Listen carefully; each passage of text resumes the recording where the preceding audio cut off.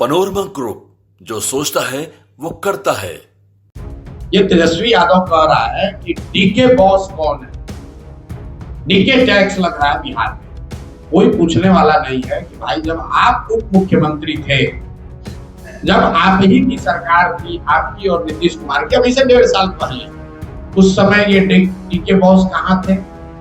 उस समय भी ये आदमी मुख्यमंत्री के सलाहकार थे, उस समय भी वही कर रहे थे जो आज कर रहे हैं। उस समय तो आपको मजा आ रहा था। नेता प्रतिपक्ष तेजस्वी यादव के द्वारा इन दिनों लगातार डीके टैक्स को लेकर आरोप लगाया जाता है कि नीतीश कुमार के शासनकाल में अब डीके टैक्स चल रहा है, लेकिन जनसुराज के सूत्रधार प्रशांत किशोर ने तेजस्वी यादव पर पलटवार करते हुए कहा है कि तेजस्वी यादव जिस दिन सत्ता के मलाई नीतीश कुमार के साथ मिलकर खा रहे थे, डीके कहाँ थे?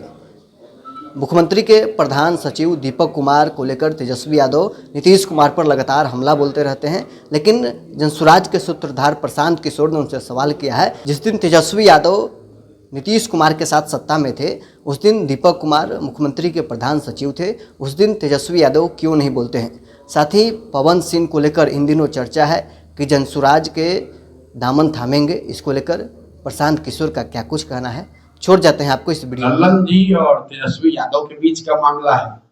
लल्लन जी और तेजस्वी यादव मिलकर ही तो अभी सरकार चला रहे थे।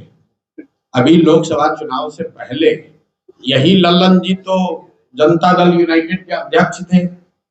ये और इनके नेता नीतीश कुमार तेजस्वी यादव को बिहार का भविष्य बता रहे थे, और अभी उनको लग रहा है कि वो लूल जुलूल बतिया रहे हैं।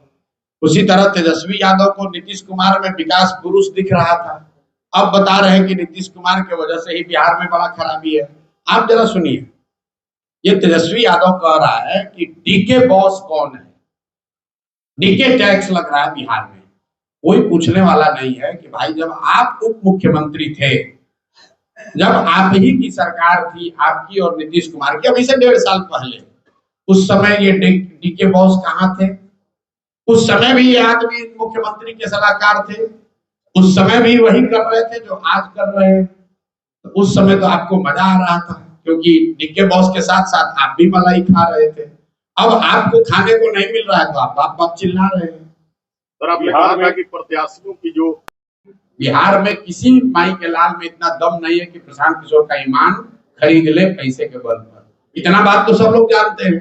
तो भरोसा रखिए, जब टिकट बटेगा उसके बाद अगर कहीं आरोप लगा और आरोप में आपको कोई सच्चाई दिखी कि प्रशांत किशोर छोड़िए, जनसुराज में भी किसी ने पैसा लेकर किसी को टिकट दिलवा दिया, ये आरोप अगर प्रूफ हो जाए, आप जिस दिन बता दीजिएगा उसी दिन राजनीति छोड़ देंगे। किसी का, फिर से रिपीट कर दे रहा हूं, बिहार में न किसी के पास इतना पैसा है, न उसमें दम है कि आकर हमारे ईमान को खरीद सके। भाई पाकिस्तान तो पहले ही से मिट्टी में अपने ही कर्मों से मिला हुआ है। पाकिस्तान जो है वो अपने कर्मों या कुकर्मों की वजह से पहले से ही मिट्टी में मिला हुआ है। उसके लिए मिट्टी में मिलाने के लिए किसी भाजपा के नेता की जरूरत नहीं है। आजादी के बाद पाकिस्तान की जो दुर्दशा है, शैक्षणिक हो, आर्थिक हो, सामाजिक हो, विकास का नजरिया हो, पाकिस्तान की तो पहले ही से दुर्दशा है।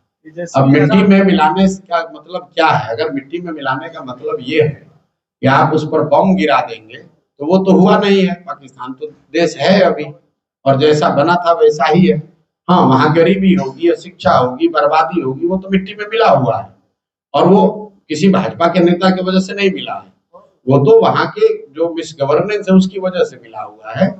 अब उनका जो जियोग्राफिकल कॉन्फ़िगरेशन है नेशन, वो तो जैसे पहले था वो अभी भी है।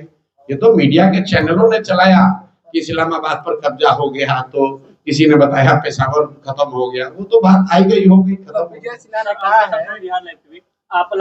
से दौड़ रहे। प्रशांत किशोर इतने छोटे व्यक्ति हैं, कहाँ प्रधानमंत्री और कहाँ प्रशांत किशोर। आप देश के प्रधानमंत्री जसौली में बैठक कर रहे हैं, और प्रशांत किशोर जो मुखिया भी नहीं है, वार्ड सदस्य भी नहीं है, हम गोपालगंज में लोगों से मिल रहे हैं। इन दोनों में क्या तुलना है? मोदी जी आ रहे हैं, उस विषय पर आइए कि भाई मोदी जी आ रहे हैं, क्यों आ रहे हैं? क्योंकि सामने चुनाव है। क्योंकि इससे पहले तो जब चुनाव नहीं था तब मोदी जी बिहार तो नहीं आ रहे थे। बड़ी बात यह है कि जब वो आ रहे हैं जसौली में, तो जो सभा आयोजित की जा रही है उसमें बिहार सरकार का, बिहार की गरीब जनता का कितना रुपया खर्च किया जा रहा है।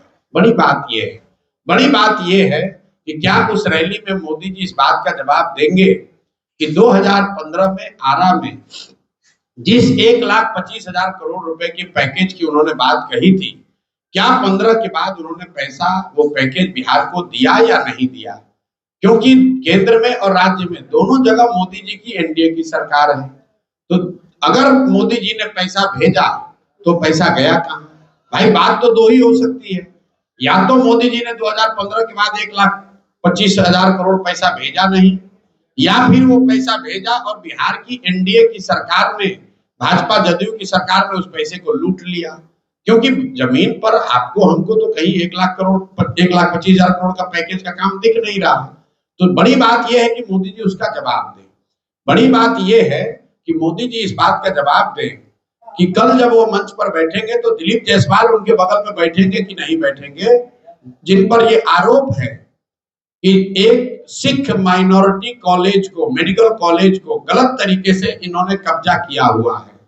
मोदी जी को इस पर जवाब देना चाहिए कि उनके पार्टी के राज्य के अध्यक्ष दिलीप जायसवाल जिस कॉलेज में कभी क्लर्क होते थे, आज उस कॉलेज के वो मालिक हैं, कैसे बन गए? और उस कॉलेज में जो सिखों के सिख माइनॉरिटी एक्ट के तहत जिस कॉलेज की स्थापना की गई है, उसका मालिकाना हक दिलीप जायसवाल के पास कैसे है? और वो अगर प्रधानमंत्री के बगल में बैठेंगे तो उस पर प्रधानमंत्री को बोलना चाहिए कि भाई किस आधार पर उनका चयन किया गया है।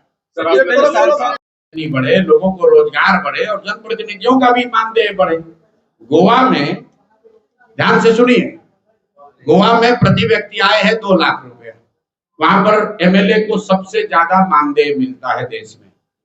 बिहार में प्रति व्यक्ति आय है देश में सबसे कम, और यहाँ सबसे कम लोगों को मिलता है मानदेय। यहाँ के वार्ड सदस्य को, यहाँ के मुखिया को, यहाँ के सरपंच को, यहाँ के प्रमुख को जन स्वराज की व्यवस्था बनेगी तो उसको 2 गुना, 3 गुना, 4 गुना ज्यादा पैसा मिलेगा। क्योंकि हम लोग सत्ता और संसाधन के विकेंद्रीकरण के पक्ष में हैं। सिर्फ 4 अफसर बैठ के दिल्ली पटना में सब मलाई मारेगा तो यही दुर्दशा होगी जो आज बिहार की दुर्दशा हो रही है। दक्षिण के राज्यों में देखा, आपको बता देता हूँ, आप लोग दक्षिण के राजनीति को इतना क्लोज से नहीं जानते होंगे।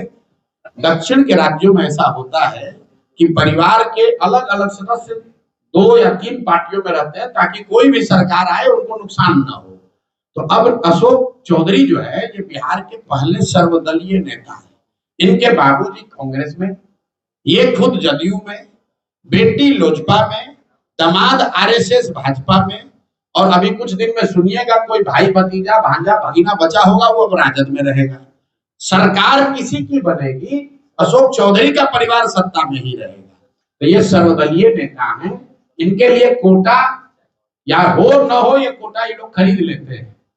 जहां कोटा है वहां कोटा ले लिए, जहां कोटा नहीं है तो पैसा देके खरीद लिए।